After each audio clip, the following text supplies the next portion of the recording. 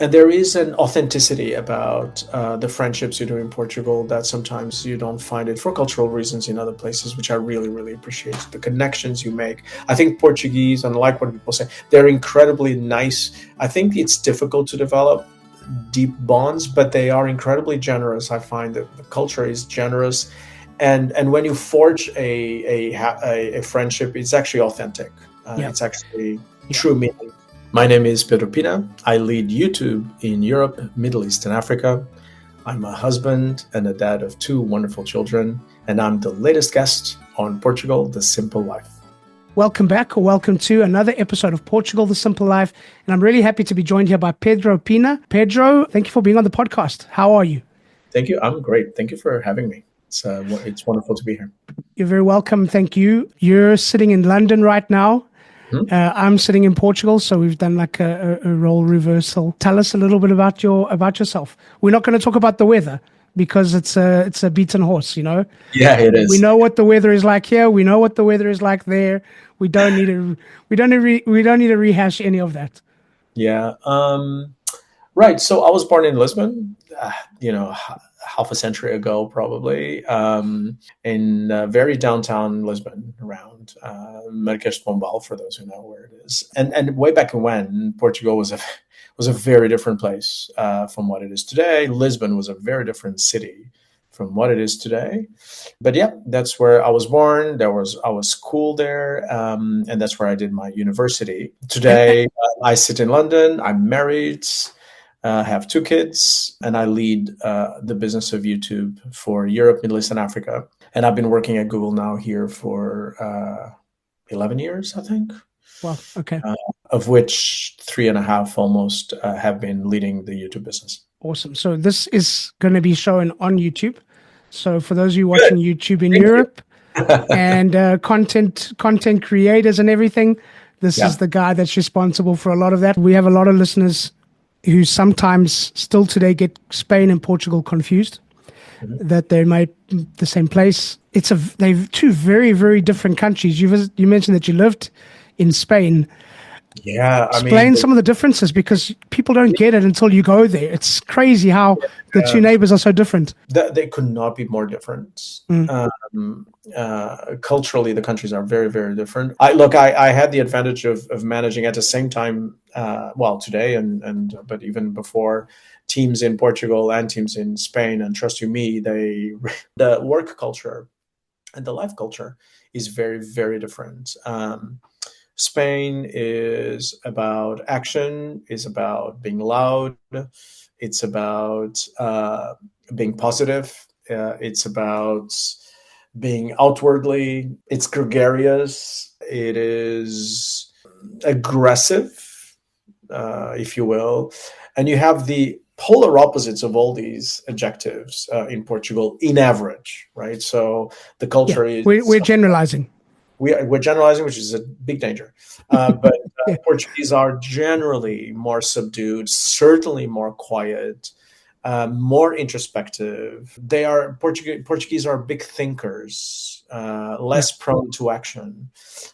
Spaniards tend to be to think a little bit less and do a lot more, even if it's wrong. It doesn't matter. It's just they prefer to do something quickly tomorrow, now, than Portuguese. Portuguese like to think about things and like to measure and compare and think again and reflect and debate. Not like the French, which will debate anything until the cows go home. But Portuguese, they like to think thoroughly and not necessarily. Are we overthinkers?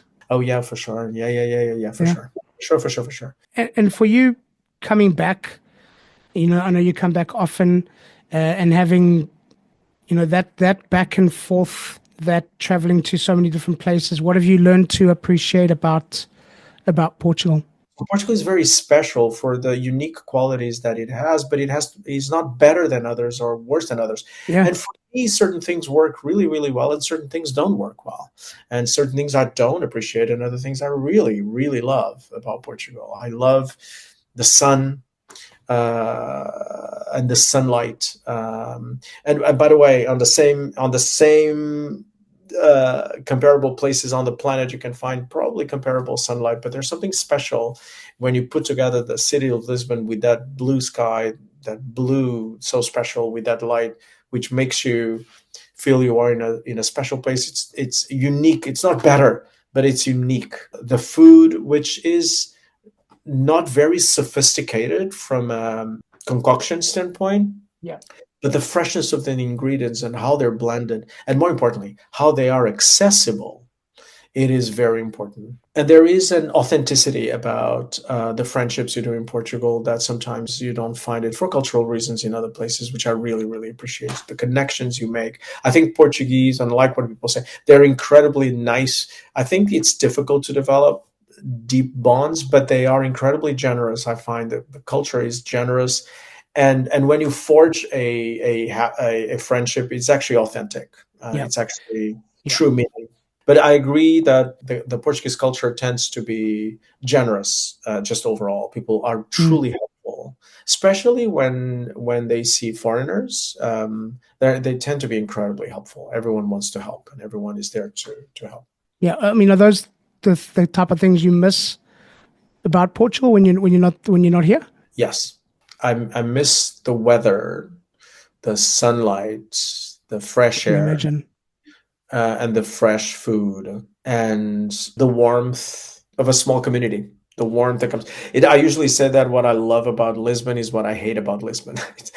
I hate the fact that I know everyone, and you know everyone, but you also love it because you know everyone. So in London, I'm just one in millions, right? Yeah. So in Portugal, if I have an issue with, I need a doctor, I need access to something, there's always someone I can call. There's always a friend I can ask for some help. Here, not really. So I miss that. So it's the reason why the stuff that I love the most about Lisbon is also sometimes the thing I hate the most. Portugal has elements that are unique and special and make it so precious, like all other countries have. And Like I other know places. this because I've lived in a lot of different places. I've lived in 5 cities, 6 cities in my life, like literally lived. And trust me, I know. And that's the beauty of humankind, right? Is that you can find specialness, uniqueness in everywhere you live. And then And it's just a question of matching what you want for your life as well. between my job as a realtor at Portugal Realty and hosting this podcast, life is pretty busy. But lately I've been receiving so many messages from people that want to know more about buying property here on Portugal's Silver Coast that I've got to do something about it. So starting now, for subscribers only, I'm offering up a 30-minute session per day. That's 5 30-minute sessions for a one-on-one meeting to talk about buying property here on Portugal's beautiful Silver Coast. This is for subscribers only. So please subscribe to book your session and get in touch with us through the links below via WhatsApp or email to book your session today. I'll be happy to speak to you. It's for subscribers only and it's completely free. What do your kids think of Portugal?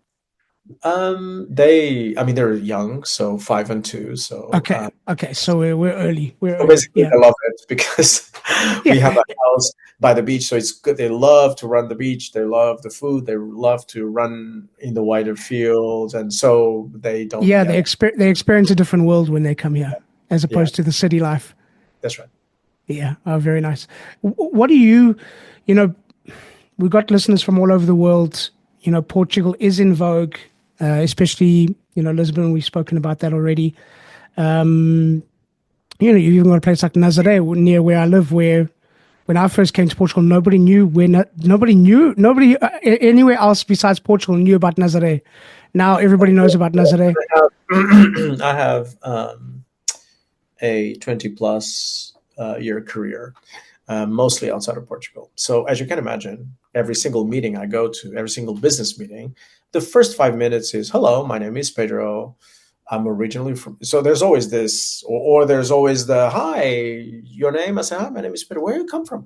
There's always this thing, and I have meetings in New York, I have meetings in San Francisco, I have meetings in Sao Paulo, I have meetings in Stockholm, in Yeah, Edinburgh, Milan, Istanbul, ever, yeah, Dubai. And for 12, 14 years, I would always say I'm from Portugal, and there would be a pause. And people would be like, oh, okay. Oh, I've been in Portugal in 1982 Yeah. Yeah. when we went to Madrid or something. There will always be some weird, that used to be. These days, everyone is like, oh my God, I just came back from Lisbon, or I just came back from Porto, or oh my God, I just bought an apartment in, in Lisbon. Oh my God, I'm going to go for the gold visa. Yeah, we and our family are moving there in 6 months. I mean, this is like the common, or we are building a house in Comporta.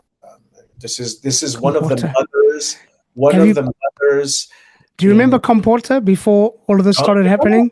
yes, I do. It's insane. I don't recognize it anymore. It's No, crazy. exactly. So the last 10 years have been like Yeah. dramatic. But yeah, so that was leading up to a question. With Portugal in vogue and everyone thinks they know what they know and have their opinions on Portugal, what do you want people to know about your country? I would love them to know stuff beyond the gorgeous streets of Lisbon and the beaches and the restaurants. I'd like them to know about the history. We have a brilliant and dark history, Yeah. and most people don't know about it. And so they go and live in the country without really truly understanding what happened on the ground in the miracle of democracy of the last 50 years, the what happened during the dictatorship for 40 years before, the relationship with Spain, how we survived World War II, how what happened in Estoril and Cascais during World War II is absolutely fascinating.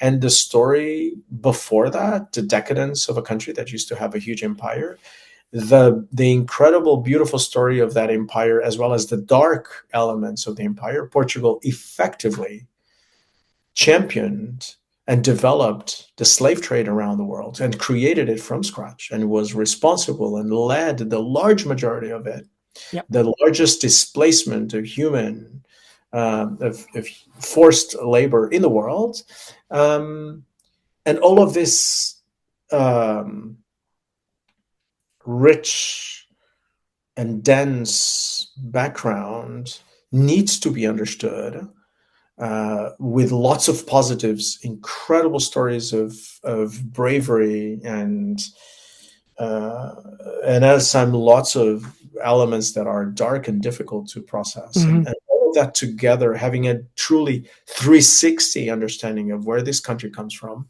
I wish people would spend more time doing that Yeah. versus taking selfies with pastéis de nata, which are great, but I think the country is more than a pastel de nata. I'd like them to try other pastries as well because we've got some really good ones besides the Exactly. pastel nata. Anyway, Pedro, what's one thing that you would like people to remember and take away from our conversation? Is that Portugal is special, unique, but not better and not worse than any other parts of the world. So please collect in your life as many experiences as you can of unique and special places.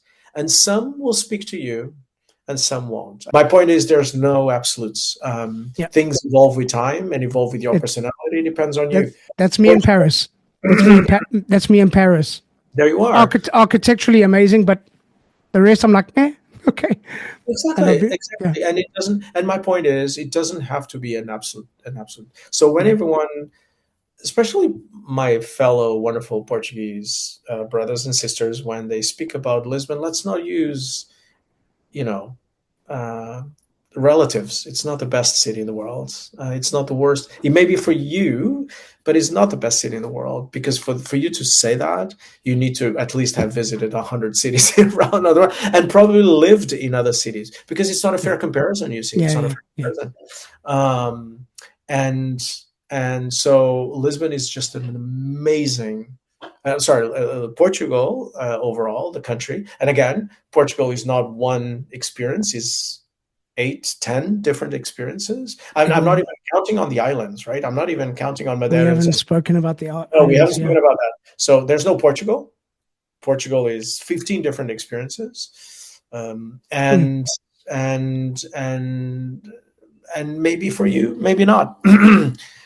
There's lots of elements of Portugal that I really, really don't like and dislike dramatically, and others that I absolutely adore. So go and find out. One thing I would say is please find out. Go and find out for sure, and then make your conclusions. Pedro, a question we ask all of our guests: Portugal, the simple life. Why? It's not a simple life. It's not. It's you can have a very simple life in London, and you can have a very complex, difficult, and layered and hard life in Lisbon. So I don't subscribe, or Portugal. I don't subscribe to Portugal gives you a simple life. It's a personal choice you make. It's not the country that gives it to you. Gotcha.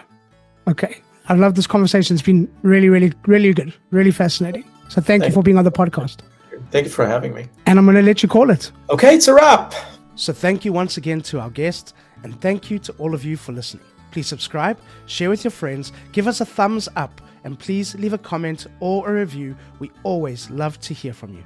Don't forget, Portugal The Simple Life also has a magazine, so download it. It's for free.